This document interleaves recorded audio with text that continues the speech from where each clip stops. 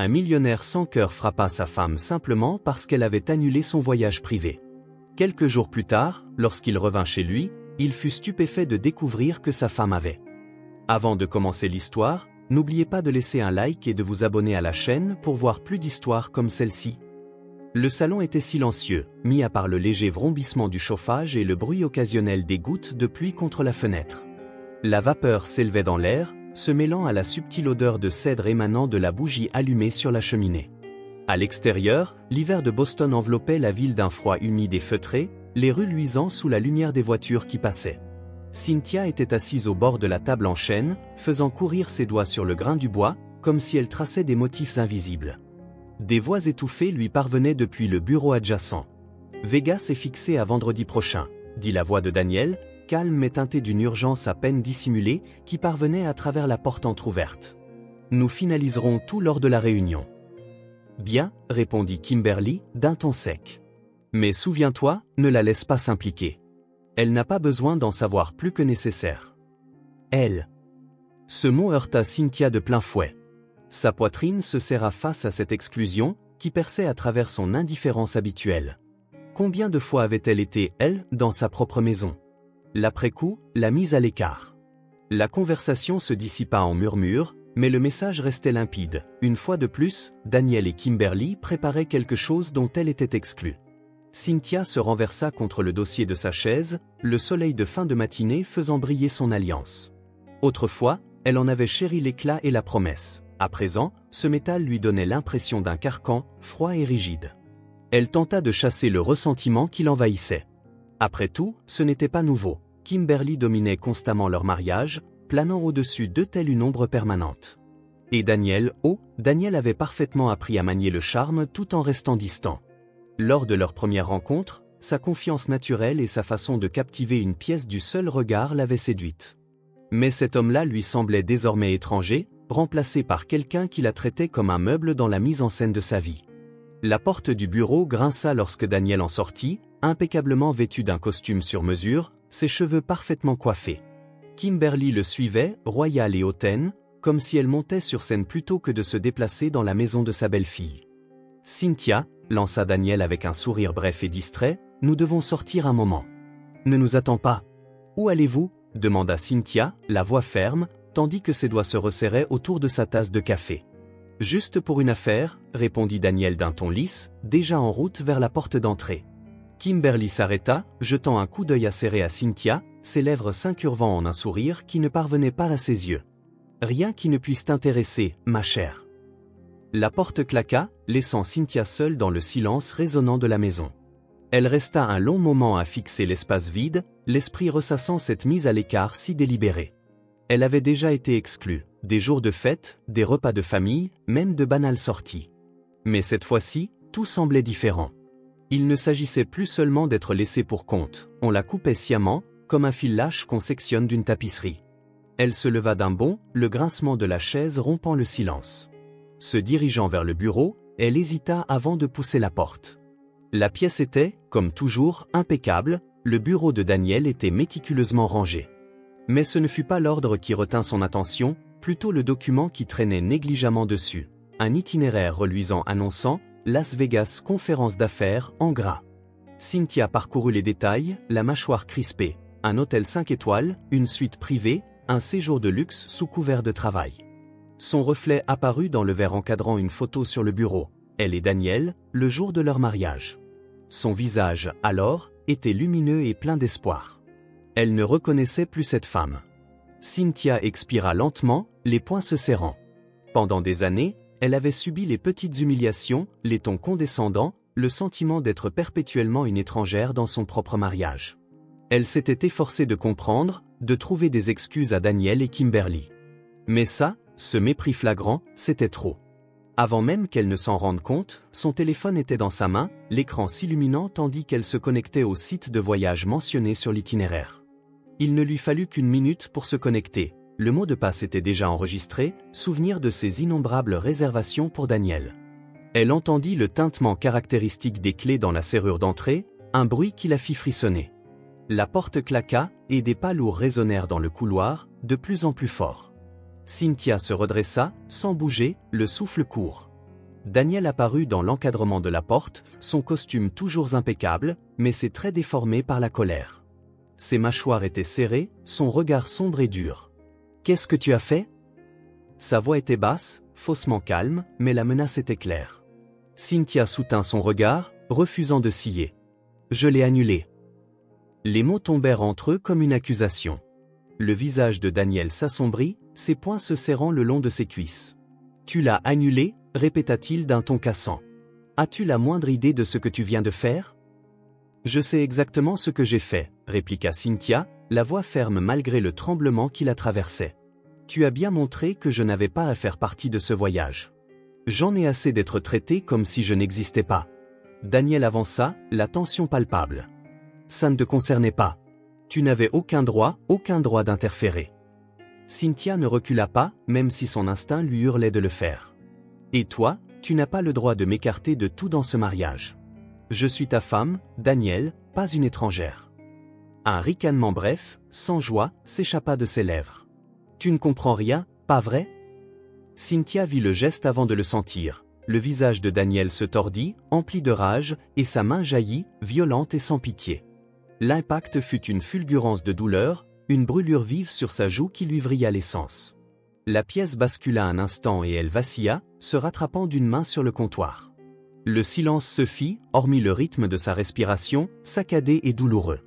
Tremblante, elle porta la main à sa joue, brûlante sous ses doigts. Daniel se tenait devant elle, la poitrine soulevée par des inspirations rapides. « Tu vois ce que tu as provoqué ?» siffla-t-il. « Tu as tout fichu en l'air. » Cynthia aperçut alors un mouvement du coin de l'œil. Kimberly se tenait sur le pas de la porte, les bras croisés, comme si elle s'attendait à un tel dénouement. Son expression était impassible, ses lèvres pincées en un trait désapprobateur. « Tu n'aurais pas dû le provoquer, » dit-elle d'une voix égale, dénuée de compassion. « Tout cela aurait pu être évité. » La colère monta d'un cran chez Cynthia, mêlée de stupeur. « Tu ne vas rien dire ?» s'écria-t-elle, la voix tremblante. « Il vient de... » Les mots restèrent bloqués dans sa gorge, impossibles à prononcer. Kimberly ne répondit pas, elle se contenta de détourner le regard et de s'éloigner, le claquement de ses talons résonnant sur le parquet. La vision de Cynthia se troubla, mais pas à cause des larmes. La brûlure qui consumait sa poitrine n'était pas de la tristesse, c'était de la rage, pure et implacable. Elle reporta son attention sur Daniel, qui faisait maintenant les 100 pas dans la pièce, tel un faux vent-cage. « Tu penses me contrôler ?» aboya-t-il, sa voix résonnant contre les murs. « Tu crois qu'annuler un voyage va changer quoi que ce soit ?» Cynthia se redressa, malgré la douleur qui lui lançait la joue. « Non, Daniel, je ne pense pas que cela changera quoi que ce soit. Mais j'en ai assez de rester là, sans rien faire, pendant que toi et ta mère me traitaient comme si j'étais invisible. » Il s'immobilisa, le regard plissé. « Assez ? Tu dis que tu as assez ?» Un rire amer et sans joie lui échappa. « Ce n'est pas toi qui décides quand ça se termine. » Avant qu'elle ne puisse répondre, il quitta la pièce à grandes enjambées. Il revint quelques instants plus tard, tenant en main un petit boîtier que Cynthia identifia aussitôt, la télécommande du système de sécurité avancé de la maison. De quelques pressions rapides, il verrouilla les portes, les cliquetis métalliques résonnant de façon sinistre. « Tu restes ici ?» dit-il d'une voix glaciale. « Tu ne sors pas tant que je ne l'ai pas décidé. » Le cœur de Cynthia s'emballa tandis qu'elle le regardait disparaître dans l'escalier, le bruit de ses pas s'évanouissant peu à peu. Pour la première fois, le silence de la maison lui parut oppressant, presque vivant, l'enveloppant de toutes parts. Elle s'appuya contre le comptoir, laissant retomber sa main de sa joue. La douleur persistait, mais elle n'y prêtait presque plus attention. À la place, une résolution froide s'installait en elle. Elle ne savait pas encore ce qu'elle ferait, mais elle savait une chose, elle ne laisserait pas cet acte la définir. Le masque était tombé, dévoilant le vrai visage de Daniel, plus laid qu'elle ne l'aurait imaginé. Mais le sien, à elle, restait intact. Le lendemain matin, Cynthia se tenait près de la fenêtre de la chambre, sa silhouette baignée par la lueur pâle du soleil. Elle clignait à peine, observant Kimberly et Daniel descendre les marches en pierre du perron, leurs valises de luxe les suivant comme des animaux dociles. Les talons aigus de Kimberly frappaient le sol avec une assurance triomphante, tandis que Daniel avançait d'un pas vif et sûr. Aucun des deux ne se retourna, il ne l'avait jamais fait. De sa place, elle distinguait la grosse voiture noire, garée au bout de l'allée circulaire, son moteur tournant avec un grondement grave. À côté, 3 gardes en costumes impeccables se tenaient au garde à vous, rappel évident que cette demeure n'était plus qu'une forteresse où elle vivait enfermée. Le portail, avec son fer forgé orné, luisait sous l'objectif vigilant des caméras. Les doigts de Cynthia se crispèrent sur le rebord de la fenêtre, ses jointures blanchissant sous l'effort. On lui avait arraché tant de choses, sa liberté, sa dignité, et l'illusion même de contrôle. Pourtant, en la regardant, on ne devinait pas la colère qui bouillonnait en elle. Ce n'était pas une rage explosive, mais quelque chose de plus froid, de plus acéré, la promesse silencieuse que son histoire ne se terminerait pas ainsi. Kimberly se tourna vers Daniel, un sourire effleurant ses lèvres sans atteindre ses yeux. Cynthia observa leur échange, indifférente aux mots prononcés. Leur alliance n'était plus un secret pour elle, un mariage d'intérêt, de pouvoir et d'avidité. Quand les portières claquèrent et que la voiture s'éloigna, Cynthia laissa retomber le rideau. Elle fit volte-face, contemplant la pièce dont le luxe n'était plus qu'un décor creux. Au loin, une horloge sonna, marquant le temps qui passait, lui rappelant qu'à chaque seconde, elle se rapprochait de l'instant où elle récupérerait ce qui lui revenait.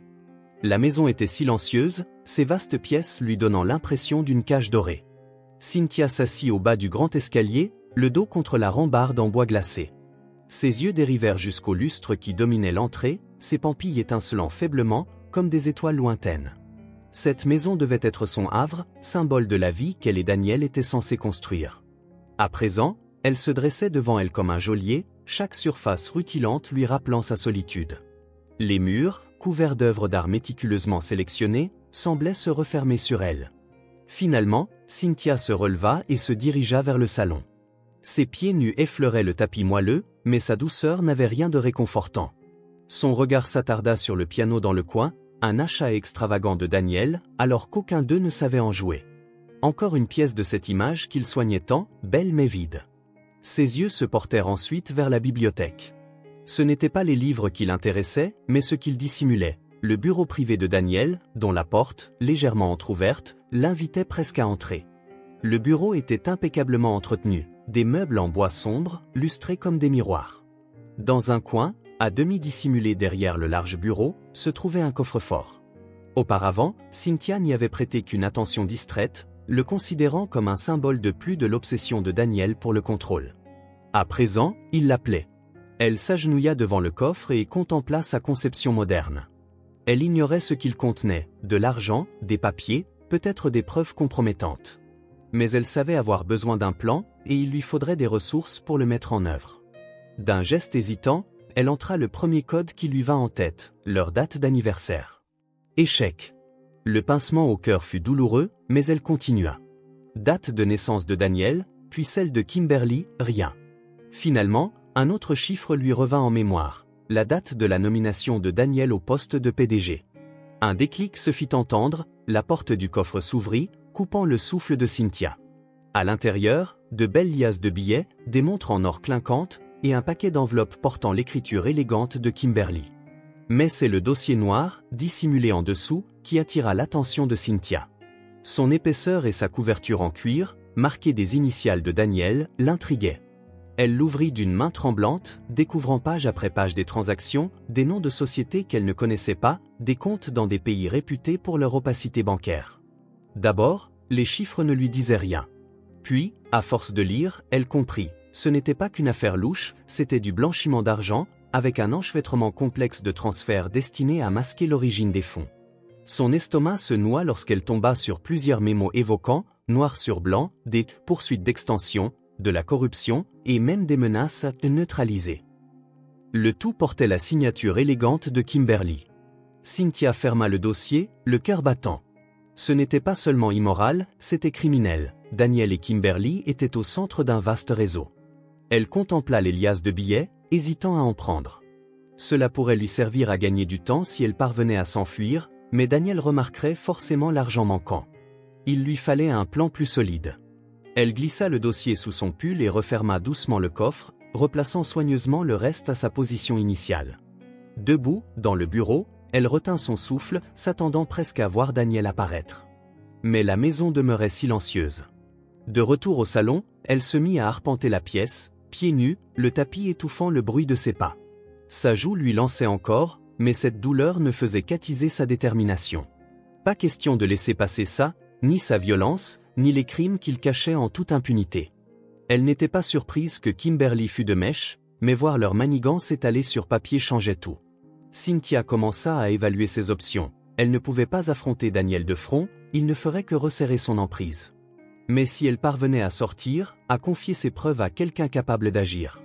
Elle songea à Lorraine, sa meilleure amie, sa confidente de toujours, et au frère de Lorraine, Henri, détective. Pouvait-elle leur faire confiance? L'idée de les impliquer l'angoissait. Et si Daniel se vengeait? Mais avait-elle d'autres choix? Une horloge tinta au loin, tirant Cynthia de sa rêverie. Elle se redressa, les doigts fermes sur le dossier, qu'elle pressait contre sa poitrine comme un bouclier. Son prochain geste ne viserait pas seulement à sauver sa peau, c'était aussi une question de justice, pour elle-même et pour chaque humiliation subie. Alors qu'elle gravissait l'escalier menant à sa chambre, elle s'arrêta à mi-chemin, la main serrée autour de la rampe. Cette maison pouvait bien être une prison luxueuse, elle ne se sentait plus prisonnière, pas dans son esprit. Demain, elle passerait cet appel. Et, cette fois, Daniel ne la verrait pas venir. Le lendemain matin, Cynthia était assise en tailleur sur le sol de sa chambre, serrant son téléphone entre ses mains. Elle avait imaginé cette scène des dizaines de fois pendant la nuit, répétant chaque mot, anticipant chaque réaction. Son pouce s'attarda sur le numéro de Lorraine. La tonalité retentit, interminable, jusqu'à ce qu'une voix familière, pleine de sollicitude, rompe enfin le silence. « Cynthia? Tu vas bien? Ta voix? »« J'ai besoin de ton aide, » murmura Cynthia. « Je n'ai pas le temps de tout expliquer, mais c'est grave, Lorraine. Très grave. » Un silence, puis la voix de Lorraine se fit plus ferme, plus grave. « J'arrive tout de suite. »« Non, » insista Cynthia, paniquée. « Tu ne peux pas. Daniel m'a enfermé. Il faut Henri. » Un nouveau silence, plus long et plus lourd. « Et » répéta Lorraine. « Cynthia, qu'est-ce qui se passe? Est-ce que Daniel, est-ce qu'il t'a fait du mal ?» Les yeux fermés, Cynthia sentit le poids de la situation lui écraser la poitrine. « Oui » souffla-t-elle, la voix brisée. « Et encore, ce n'est pas tout. Il se passe des choses illégales. J'ai des preuves. Je ne peux pas en parler au téléphone. S'il te plaît, Lorraine, dis à Henri de venir. Je dois partir d'ici. » « D'accord, promit Lorraine. Je lui en parle. On trouvera une solution. Reste forte, d'accord ? » Le silence retomba dès que l'appel se termina, mais Cynthia sentait en elle un infime espoir. En fin d'après-midi, le plan commença à prendre forme. Son téléphone vibra, et elle s'empressa de décrocher. La voix de Henri était calme, mesurée, mais étrangement rassurante. « On vient ce soir » annonça-t-il. « On va provoquer une diversion pour éloigner les gardes de la maison principale, mais tu dois être prête. Dès qu'on te fait signe, fonce. »« D'accord » fit Cynthia, le cœur battant à tout rompre. « Je serai prête. » Henri marqua un temps. « Cynthia, ce ne sera pas facile. Il va falloir nous faire confiance. »« Je n'ai pas le choix, » répondit-elle, la voix ferme. La nuit tomba, enveloppant la maison de ténèbres et d'un silence oppressant. Cynthia rôdait près de la fenêtre d'entrée, incapable de rester immobile. Son regard passait de l'allée au portail, où se tenaient les gardes, inflexibles. Elle étreignait le dossier contre elle, concentrée sur les bruits environnants. Soudain, elle perçut le vrombissement d'un moteur, bientôt renforcé par des phares qui fendaient l'obscurité. La voiture s'arrêta devant le portail. Les gardes s'avancèrent prudemment pour examiner ce nouvel arrivant. La voix de Lorraine s'éleva alors, claire et assurée. « Bonsoir, je suis perdue et ma voiture a un problème. Pourriez-vous y jeter un œil ?» Cynthia laissa échapper un petit rire nerveux, elle reconnut aussitôt le ton charmeur volontairement exagéré de son ami. Une angoisse insidieuse lui nouait tout de même le ventre. Un des gardes s'approcha de la voiture et fit signe aux autres de le suivre. C'était le moment. Cynthia entendit un léger toc contre la porte latérale, elle se précipita. En l'ouvrant, elle trouva Henri, vêtu de sombre, qui lui fit signe de se dépêcher. Elle se glissa dehors, l'air nocturne lui saisissant la peau. « Par ici » murmura Henri, l'entraînant vers l'arrière de la propriété d'un pas rapide et sûr. Elle le suivit, le dossier plaqué contre elle, jetant de brefs coups d'œil derrière son épaule. « Tu as tout » demanda-t-il, le regard fixé devant lui. « Oui » répondit-elle, aussi bas que possible. « Pou » Arrivé à l'extrémité du jardin, un cri retentit à l'avant. Les gardes avaient découvert la supercherie. Henri saisit le bras de Cynthia. « Cours !» Elle se mit à courir à ses côtés, le cœur martelant sa poitrine, l'adrénaline bourdonnant à ses tempes. Le crissement strident des pneus retentit, la voiture de Lorraine démarrait en trombe. Henri la conduisit jusqu'à une fourgonnette discrète, stationnée dans une ruelle sombre. La porte coulissante s'ouvrit, Lorraine, fébrile, lui fit signe de s'installer. « Vite, vite !» l'encouragea-t-elle tandis que Henri sautait à l'intérieur et refermait la porte. Le véhicule démarra, emportant Cynthia loin du manoir et de tout ce qu'il représentait. Alors que le moteur grondait, elle sentit ses mains trembler, l'adrénaline laissant place à une lueur de soulagement. Lorraine lui attrapa la main, la serrant avec force. « Tu y es parvenu, dit-elle doucement, la voix posée. Tu es sorti. » Mais Cynthia savait que ce n'était que le début. Elle jeta un coup d'œil au dossier posé sur ses genoux, son poids lui paraissant plus lourd que jamais. Son évasion était une victoire, mais la bataille à venir exigerait chaque once de force qui lui restait. Pour l'instant, cependant, elle s'autorisa un petit soulagement, elle était libre. Pour la première fois depuis des années, elle était libre. Les pneus du fourgon crissèrent lorsque le véhicule s'arrêta devant l'immeuble de Lorraine, une modeste bâtisse en briques nichée dans une rue calme de Boston. Cynthia en sortit avec prudence, serrant le dossier noir comme une bouée de sauvetage. L'air de la nuit était frais, chargé d'une légère odeur de pluie, mais elle n'y prêta presque pas attention. Elle suivit Lorraine et Henri à l'intérieur, la porte se refermant derrière eux, scellant au dehors le monde qui l'avait si longtemps maintenue captive. L'appartement de Lorraine était petit mais chaleureux, un havre de douceur contrastant avec la froide splendeur du manoir de Daniel. Les murs étaient recouverts d'étagères débordant de livres et de photos encadrées, chaque recoin respirant la vie et la personnalité. Un patchwork coloré recouvrait le canapé et la douce lueur d'une lampe baignait la pièce d'une lumière dorée. « Assieds-toi, dit Lorraine doucement, en lui désignant le canapé. Cynthia s'assit lentement, son corps se détendant alors que la tension commençait à s'atténuer. Lorraine disparut dans la cuisine et revint quelques instants plus tard avec une tasse de thé. Elle la plaça dans les mains de Cynthia, son geste à la fois ferme et réconfortant. « Bois », l'encouragea Lorraine. « Tu as l'air de ne pas avoir dormi depuis des jours. » Cynthia esquissa un léger sourire, bien que ses mains tremblent en portant la tasse à ses lèvres. Le thé était chaud et terreux, sa chaleur se répandant dans sa poitrine. Pour la première fois depuis ce qui lui semblait une éternité, elle expira pleinement, laissant l'air s'échapper de ses poumons dans un souffle tremblant. Henri, assis en face d'elle, se pencha en avant, l'air sérieux. « Voyons un peu ce que nous avons là. » Sans un mot, Cynthia posa le dossier sur la table basse. La reliure de cuir luisait sous la lumière, rappel puissant des secrets qu'il renfermait. Henri l'ouvrit avec précaution, ses yeux parcourant les documents avec précision. Lorraine, perchée sur l'accoudoir du canapé, lançait des regards inquiets à la fois à son frère et à Cynthia. Blanchiment d'argent, comptes offshore, pots de vin, extorsion, marmonna Henri en feuilletant les pages, sa voix se faisant plus tendue à chaque mot. Ce n'est pas une petite fraude. C'est un véritable empire. Cynthia hocha la tête, sa voix basse mais ferme. Daniel et Kimberly sont au cœur de tout ça. Ils utilisent sa société comme couverture. Henri referma le dossier, joignant ses doigts tout en réfléchissant. Ça explique beaucoup de choses. J'ai déjà entendu des rumeurs sur un réseau de ce genre, mais personne n'a pu le prouver. Cela pourrait potentiellement faire tomber toute l'opération. Un lourd silence s'installa, rompu seulement par le faible bourdonnement du chauffage. Cynthia fixa son thé, son reflet tremblotant à la surface. Cynthia, intervint Lorraine doucement, la sortant de ses pensées. Comment en est-on arrivé là? Je veux dire, Daniel. Il n'a pas toujours été comme ça, pas vrai? Cynthia hésita, la question ravivant une blessure dont elle n'était pas sûre qu'elle soit refermée. Elle reposa sa tasse, ses doigts en traçant le rebord tandis qu'elle répondait. Non, Daniel. Il n'était pas comme ça au début. Quand on s'est rencontrés, il était charmant, gentil. Il avait cette façon de vous faire croire que vous étiez la seule personne au monde. Je pensais avoir trouvé quelqu'un qui me voyait vraiment, qui me valorisait. Sa voix trembla, mais elle continua. Après le mariage, tout a changé. D'abord de petites choses, des remarques, des décisions qu'il prenait sans moi. Puis, c'est devenu plus gros, des voyages auxquels je n'étais pas convié, des amis qui l'écartaient. Et Kimberly n'a fait qu'empirer les choses. Elle l'encourageait, justifiait tout ce qu'il faisait. Lorraine serra la main de Cynthia. « Tu ne méritais pas ça. » Cynthia hocha légèrement la tête, la gorge nouée. Je me répétais sans cesse que ça s'arrangerait, que je dramatisais sûrement. Mais puis, il m'a frappé.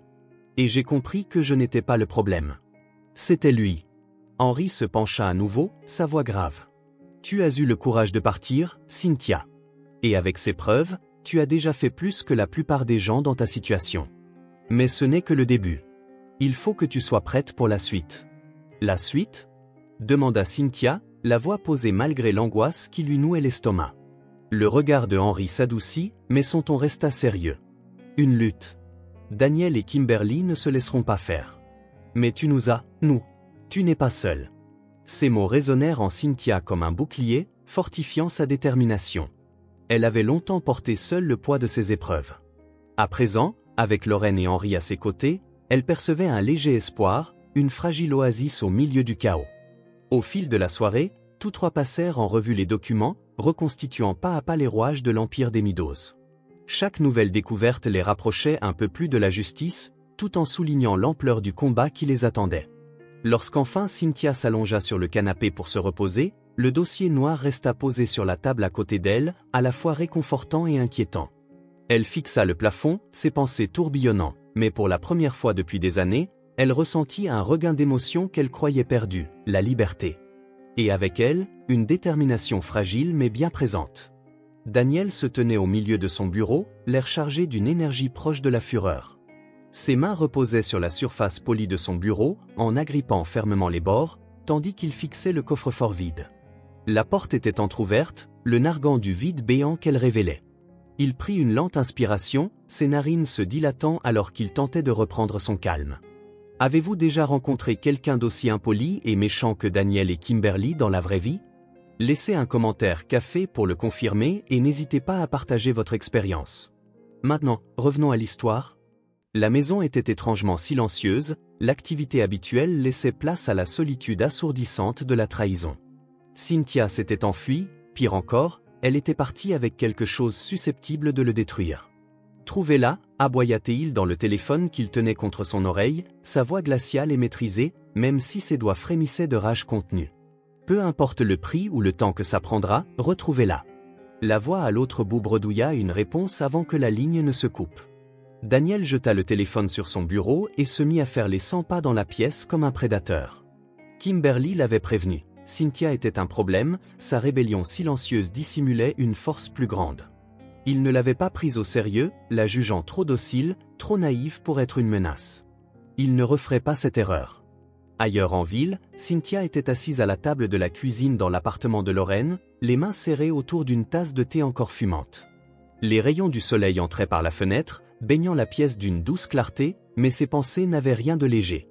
Le moindre grincement du parquet ou le moindre bruit dehors la faisait sursauter, son esprit craignant déjà l'arrivée des hommes de Daniel. Lorraine posa une assiette de toast devant elle et s'assit, lui adressant un sourire rassurant. « Mange un peu, tu dois reprendre des forces. » Cynthia hocha la tête mais ne toucha pas au toast, son appétit ayant cédé la place à un nœud de tension dans son estomac. « Il va me retrouver, dit-elle à voix basse, son ton tremblant. Il ne s'arrêtera pas tant qu'il ne m'aura pas retrouvé. » Adossé au comptoir, les bras croisés, Henri s'approcha. « C'est pour ça qu'on doit avoir une longueur d'avance. J'ai déjà activé mes contacts. Si jamais il envoie quelqu'un à tes trousses, on sera averti. » Les paroles de Henri flottèrent dans l'air, pesantes mais réconfortantes. Cynthia croisa son regard et y trouva un soupçon de confiance dont elle avait cruellement besoin. Elle se redressa légèrement, serrant un peu plus la tasse entre ses doigts. Plus tard dans l'après-midi, Lorraine passa à son bureau pour récupérer des documents, laissant Cynthia seule à l'appartement. La solitude était à la fois un soulagement et une source d'angoisse. Elle erra dans le salon exigu, observant les photos de famille sur les étagères. Elle lui rappelait ce qu'elle avait perdu, la stabilité, la chaleur. Pendant des années, elle avait cru que les murs dorés du manoir pouvaient lui offrir tout cela, mais il n'en fut rien. On frappa à la porte, la faisant sursauter. Son cœur s'emballa. Les coups retentirent à nouveau, suivis d'une voix étouffée. « Livraison pour Lorraine. » Cynthia hésita puis regarda par le judas. Un livreur en uniforme se tenait là, un colis à la main. Elle poussa un soupir de soulagement, mais son instinct demeurait en alerte. Quelque chose clochait. Au bureau de Lorraine, la situation se compliquait. Une voiture noire aux vitres teintées s'était garée devant l'immeuble et deux hommes, costumes impeccables, airs menaçants, en étaient descendus. En apercevant leur visage depuis la fenêtre, Lorraine les reconnut immédiatement, c'étaient des associés de Daniel. Son pouls s'accéléra tandis qu'ils entraient dans le bâtiment, scrutant le hall du regard. Elle se dissimula derrière une porte et appela Henry d'une voix presque inaudible. « Ils sont là, les hommes de Daniel. »« Reste calme, » répondit Henry. « Ne les affronte pas. »« J'arrive. » Lorraine resta cachée, l'esprit en ébullition. S'il la trouvait, il ferait vite le lien avec Cynthia. Elle devait à tout prix les éviter. À l'appartement, l'inquiétude de Cynthia grandissait. Le livreur était reparti, mais la tension persistait, comme un bourdonnement constant. Elle saisit le dossier noir sur la table et en feuilleta les pages, découvrant les comptes offshore de Daniel, les contrats falsifiés, les noms de fonctionnaires qu'il soudoyait. Son cœur se serra à mesure qu'elle prenait la mesure de ce qu'elle détenait. Il ne s'agissait plus seulement d'échapper à Daniel, mais de démanteler l'empire qu'il avait construit avec Kimberly. Cette prise de conscience lui apporta une certaine clarté, et avec elle, une résolution nouvelle. Elle ne pouvait pas laisser la peur la paralyser. Il fallait agir pour que Daniel et Kimberly répondent de leurs actes non seulement envers elle, mais aussi envers toutes les personnes qu'ils avaient exploitées. Ce soir-là, Lorraine revint, le visage blême mais les gestes posés. « Ils ne m'ont pas trouvé, » dit-elle en verrouillant la porte derrière elle, « mais ils sont à ma recherche. On doit rester vigilant. » Henry arriva peu après, le visage fermé mais déterminé. « Cynthia, » dit-il en sortant un petit enregistreur de son sac, « si on veut faire tomber Daniel, il nous faut davantage de preuves. Des preuves irréfutables de ce qu'il a fait, pas seulement aux autres, mais aussi à toi. » Cynthia fixa l'appareil, la mâchoire crispée. « Tu veux que je l'enregistre? Que je le confronte? C'est risqué, » admit Henry, mais c'est le seul moyen de rendre ce dossier inattaquable. Cynthia hésita, sentant tout le poids de cette proposition. Puis elle se souvint du coup que Daniel lui avait porté, du silence complice de Kimberly, des années de manipulation, de la vie qu'elle avait perdue. « Je le ferai, » dit-elle enfin, la voix ferme. « Mais il faut être malin. » Lorraine prit la main de Cynthia et la serra affectueusement. « On sera là à chaque étape. » Cynthia hocha la tête, la résolution plus vive que jamais. Elle ne fuyait plus, désormais, elle contre-attaquait.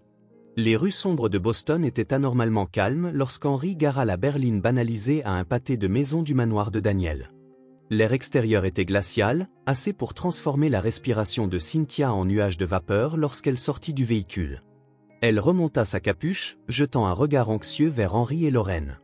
Son pouls s'emballait, un mélange de peur et de détermination pulsant dans ses veines. « Tu es sûr de toi ?» demanda Henry, la voix basse mais assurée, tout en ouvrant le coffre pour en sortir un petit sac à dos noir dont le contenu tinta faiblement. Cynthia acquiesça, les mains enfoncées dans ses poches pour dissimuler leur tremblement. « Il nous faut ces preuves. C'est la seule façon. » Lorraine posa une main sur le bras de Cynthia, dans un geste de soutien. On entre, on ressort, vite et sans se faire remarquer. Henry tendit à Cynthia un petit appareil d'enregistrement, discret mais efficace. « Garde-le près de toi. Il enregistrera tout. » Le manoir se dressait devant eux, sa façade de pierre baignée par la lumière blafarde de la lune. Cynthia se tenait juste derrière les grilles en fer forgé, sa respiration formant de petits nuages devant son visage.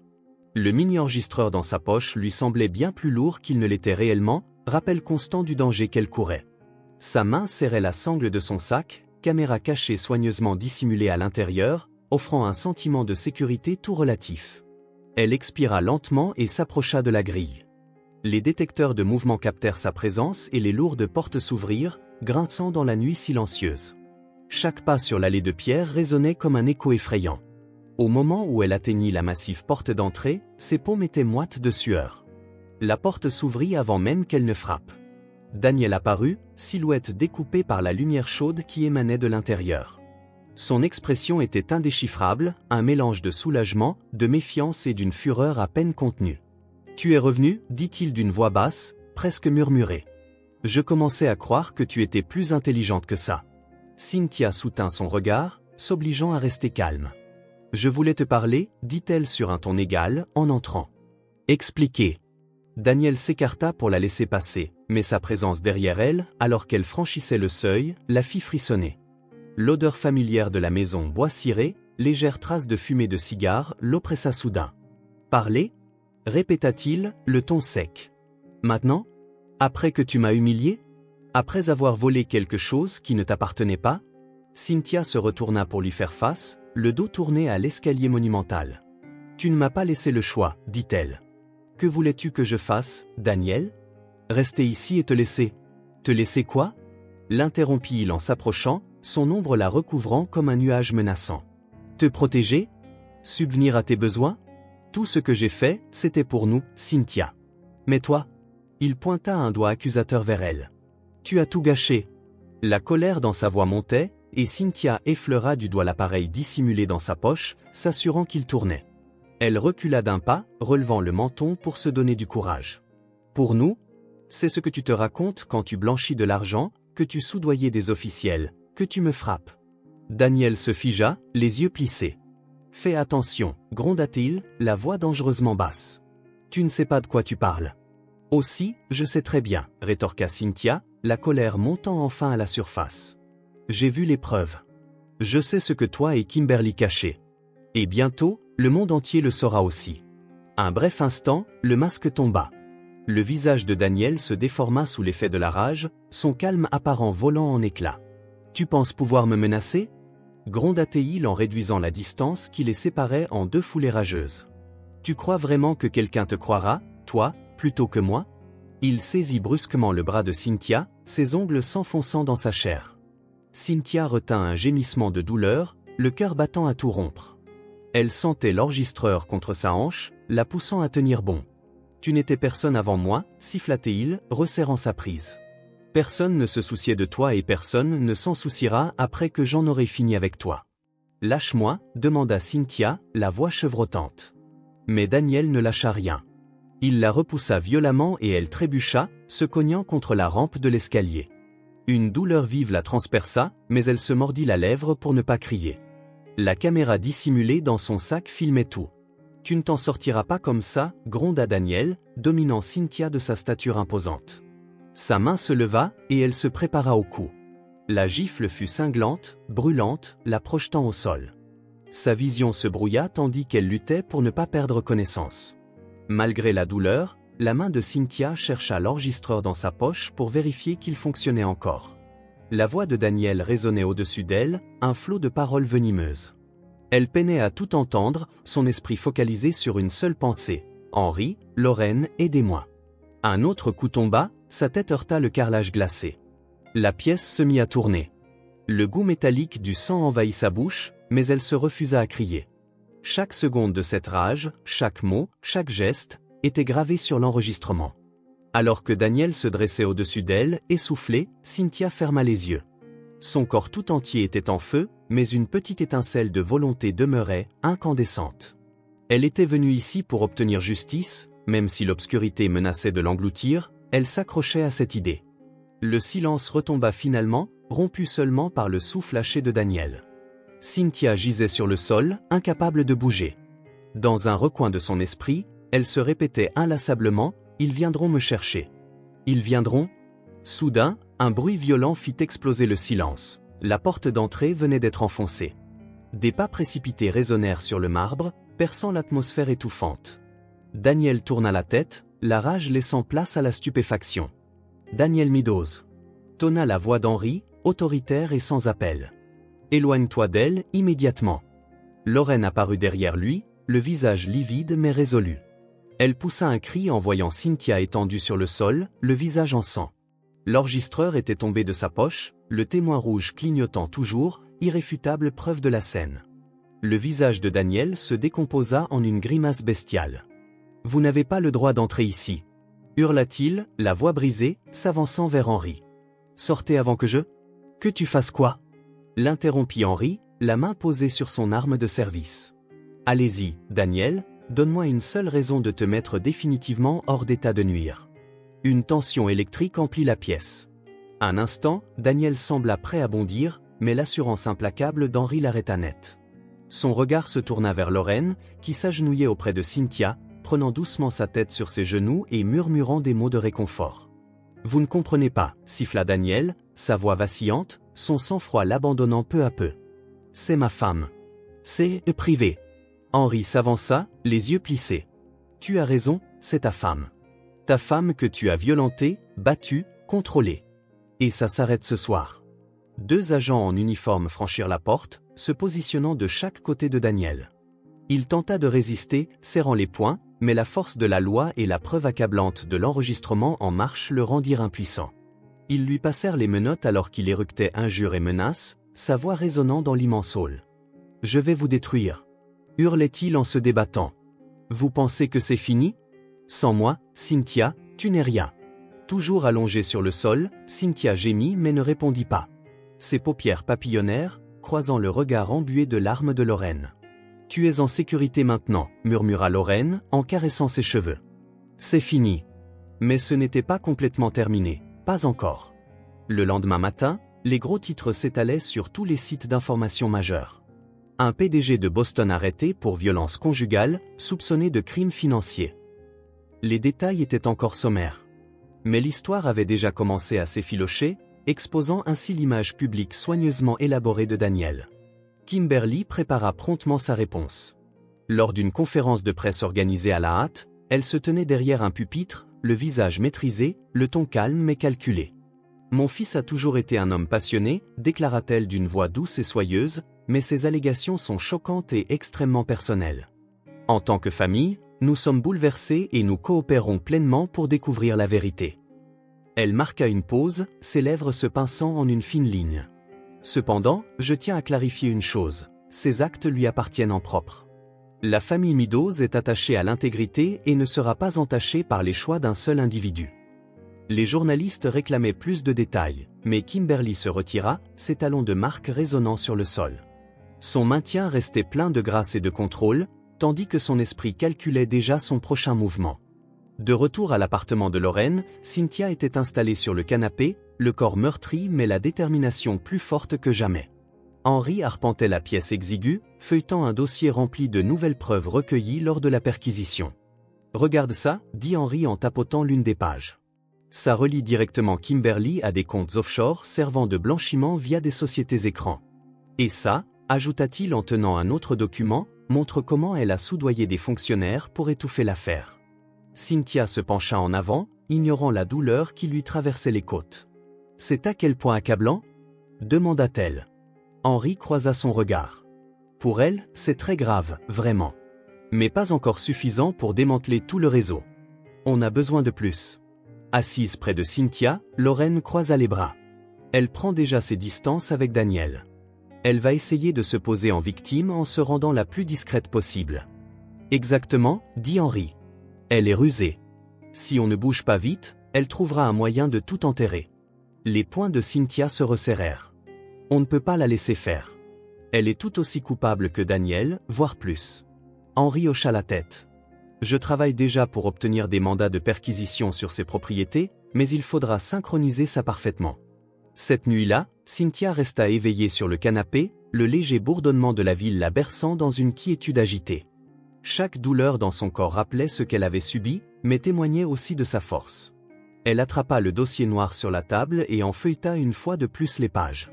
Les noms, les comptes, les transactions, tout dressait le portrait d'une cupidité et d'une corruption bien plus large que Daniel et Kimberly seuls. C'était une toile de pouvoir et de tromperie, et pour la première fois, Cynthia sentait qu'elle avait de quoi la démêler.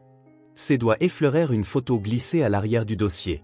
On y voyait Kimberly lors d'un somptueux gala de charité, tout sourire, serrant la main d'un politicien cité dans ces mêmes documents. La mâchoire de Cynthia se crispa. « Tu ne gagneras pas », murmura-t-elle en fixant la photo, la voix ferme malgré le feu qui lui brûlait la poitrine. « Pas cette fois ». En reposant le dossier et en fermant les yeux, elle esquissa un sourire déterminé. La tendance s'inversait, Cynthia avait l'impression de reprendre la barre du navire.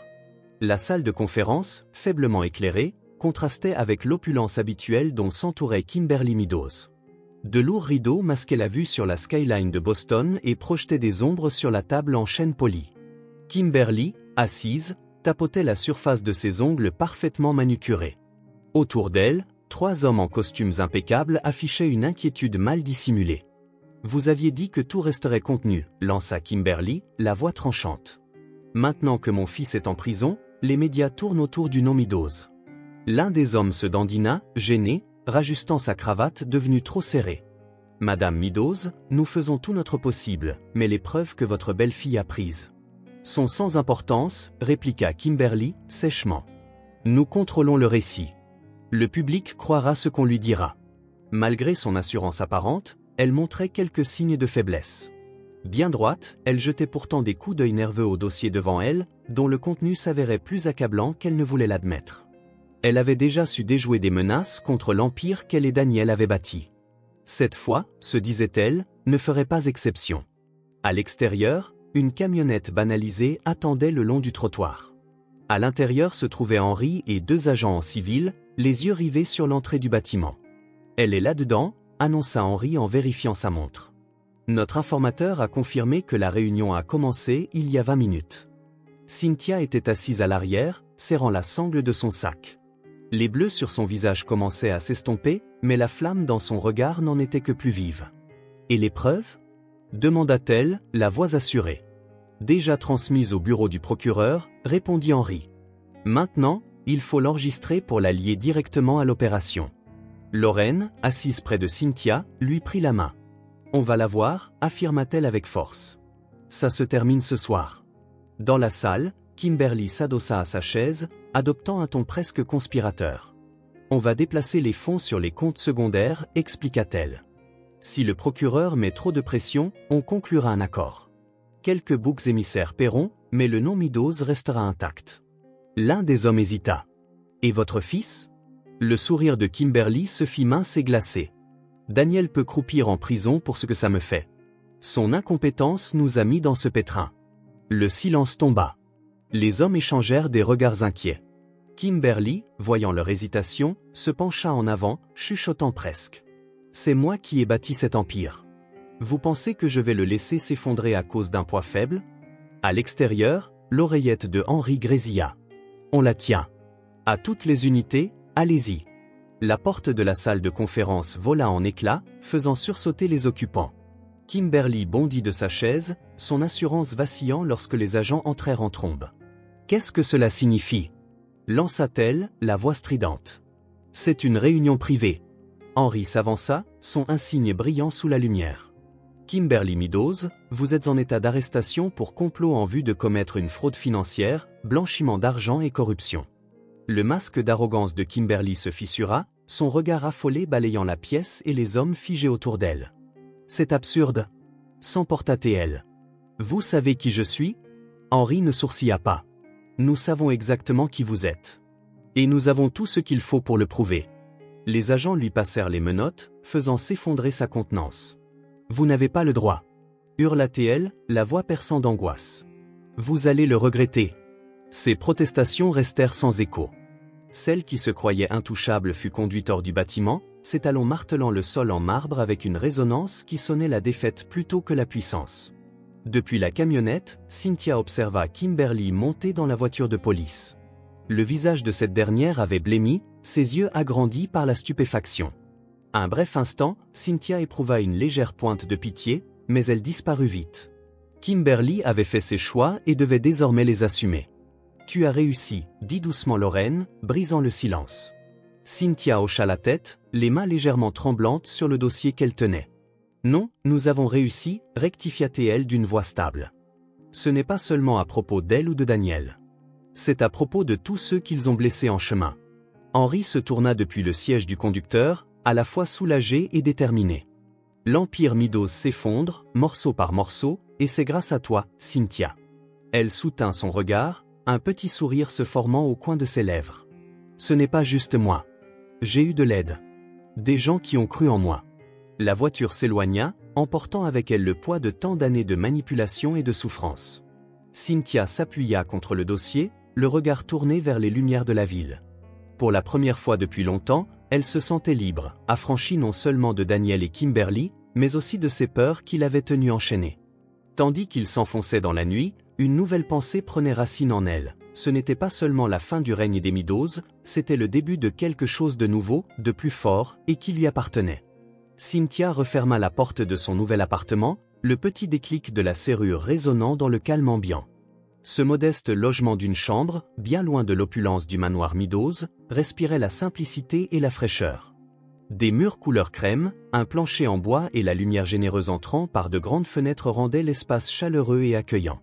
Un léger parfum de peinture fraîche flottait dans l'air, discret rappel qu'ici, tout était à rebâtir selon ses envies. Elle posa son sac sur le comptoir, parcourant du regard chaque recoin tandis que le silence s'installait. L'appartement n'était pas immense, mais c'était le sien. Pas de meubles luxueux ni de marbre glacé, et surtout, personne pour lui dicter qui elle devait être. Pour la première fois depuis des années, Cynthia ressentit une sensation étrangère, la paix. Les jours devinrent des semaines, au fil du temps, Cynthia entreprit de se redécouvrir. Une pile de manuels de psychologie était soigneusement rangée sur sa table, aux côtés de cahiers remplis de notes griffonnées. Elle s'était inscrite dans un programme de psychologie à l'université voisine. Redevenir étudiante lui faisait un peu peur, mais lui apportait aussi un sentiment de sens, presque de guérison. Elle passait des heures à éplucher des chapitres sur le traumatisme, la résilience et la complexité du comportement humain. Chaque page lui révélait de nouvelles facettes, non seulement du monde, mais aussi d'elle-même. Ses contusions s'étaient résorbées, mais les cicatrices émotionnelles demeuraient, étudier l'aidait à les comprendre. Pour la première fois, elle contrôlait son récit. Henri passait souvent la voir, sa présence sereine était un point d'ancrage dans le tumulte de la nouvelle vie de Cynthia. D'abord, il parlait surtout de l'enquête, l'audience de Kimberly, l'implosion de l'Empire Midos. Puis, peu à peu, leurs conversations se firent plus personnelles. Un soir, sur le petit balcon de Cynthia qui donnait sur la ville, Henri lui tendit une tasse de thé. Le soleil se couchait, colorant le ciel de nuances d'or et de rose.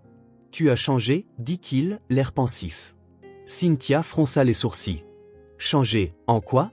Tu as l'air plus légère » répondit-il simplement. Comme si tu respirais enfin. Elle esquissa un sourire timide en serrant la tasse chaude entre ses mains. « Peut-être bien ?»